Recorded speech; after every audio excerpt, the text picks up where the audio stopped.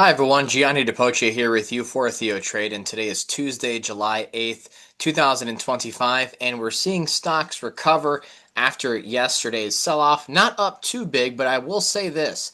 I'm mostly impressed with the market's response following some of the tariff headlines of the day. We had President Trump come out and comment saying that on August 1st, we will not be extending the tariff deadline anymore. We also are imposing tariffs on copper, on pharmaceuticals, and probably even more.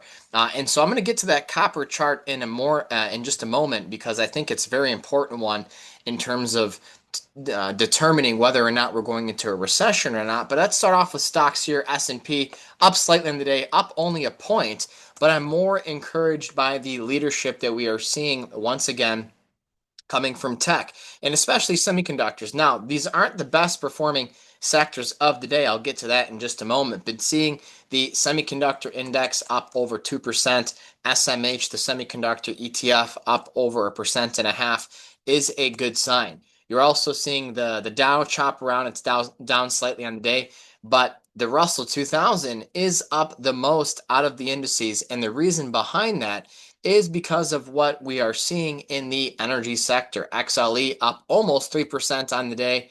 XOP up about 3.5% on the day. Crude oil, if we take a look at that, up about 1%. I am actually looking for a potential bottom here in bonds sometime this week.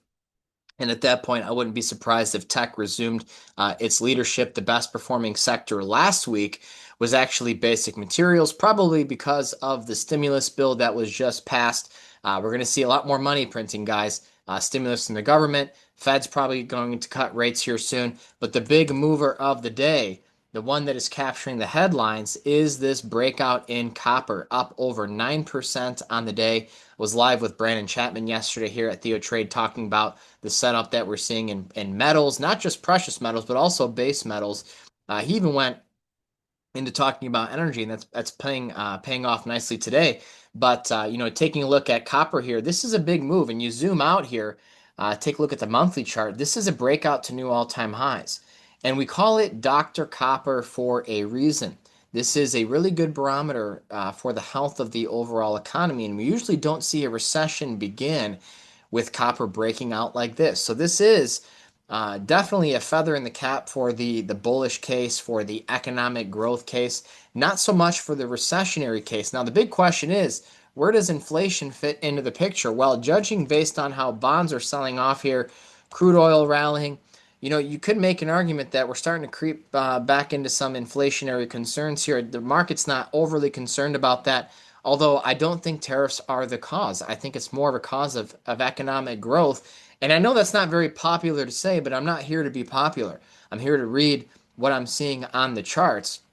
And this says economic growth. I mean, when you have semiconductors outperforming technology, blowing everything out of the water since that April 7th low, that is a good sign. Not to mention, you have stocks like Nvidia right now gunning for a record closing high. That's not bearish. You have Apple trying to lift off from its recent weakness. That's a good sign. And potentially, dare I even say, Tesla trying to hammer out a bottom here. And I'm really excited, not just for the bullish prospects here in Tesla, but for what Garrett Baldwin has brewing with his One Stock Freedom Plan. I strongly encourage you guys to check that out. His mastermind on how to trade Tesla and all the different ways that you can position yourself in this name is starting. So there is still time to join the One Stock Freedom Plan presented by Garrett Baldwin. You don't want to miss that. Give our team a call, 623-244-5657, if you want to learn more about that. But I do think that we are hammering out a bottom here in Tesla. We have been bullish on Netflix. We do have earnings coming up on Netflix next week, so I'll be keeping an eye on that, especially since we've already booked gains on this, looking to take some more off, actually the rest of the position off on a rally to 1400. But even the overall semiconductor names have been doing pretty well. Broadcom holding up nicely. On a slightly related name in the tech space, American Superconductor, we actually booked gains on this for 67% last week. So it's been a pretty good market. I'm looking for that to continue. Trinity trade name in advanced micro devices looking to hammer out another higher low here. I still got my sights on the quantum sector, trying to angle for a record closing high today. So if that happens, we'll look for some continuations in some of our names like Ion Q, which have been very good for us, both in the Trinity trade and the $1 million challenge, and also have some runner positions open in names like quantum computing too. So looking pretty strong here. I'm also very excited about what's coming next week. The House of Representatives is calling it Crypto Week.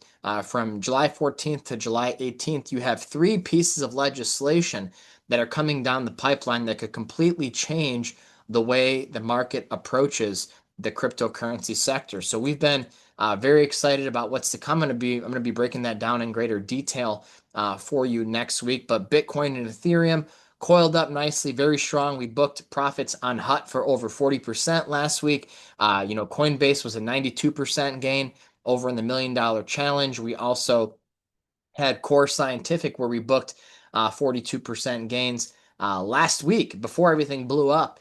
We actually got out of this position entirely. It gapped down yesterday. Still seeing some selling pressure, but it is about to be acquired in some way, shape, or form from CoreWeave, which actually is looking pretty good here too. But overall, with the market environment that we're in, I would just focus on what's trending. I do think we're getting into the later stages of this rally where some of the junk could start to really explode to the upside. That's usually a telltale sign that you're getting into the danger zone. We haven't started to see that move just yet, but it does seem to be right around the corner. And I think that could open up some, big buckets of dollars, big profit windows here in the next week or two. But I do think we want to focus primarily on protecting profits, not chasing names here near the highs, and also booking gains when your upside targets are hit. That is how I am approaching this tape right now. I'm still taking on some long positions here and there, but they're smaller positions. I'm not as aggressive right now as I was, say, about a month ago. And to be clear, from any highs that we form and we pull back, I do think it's going to be a situation where we want to be buying the dips. So I'm already looking forward to that. The great tech reset has played out as we expect. We're looking for the next phase of it. And so, seeing that pop in energy today is a bit of a warning sign that, that late stage price action in the market is starting to accelerate. So again, the focus here is booking profits. The trend is still up. Buy the dip. We're looking for a summer rally to continue, and also, for crypto week to be a really big hit in the next week or two for this market. Get ready, guys, because I think the window of opportunity, we have a big mania coming in stocks over the next 12 months or so. And there's no better place to be than here at TheoTrade. So that's what I got for today. Thank you so much for watching, and I hope to see you in the TheoTrade chat room. Take care, everyone.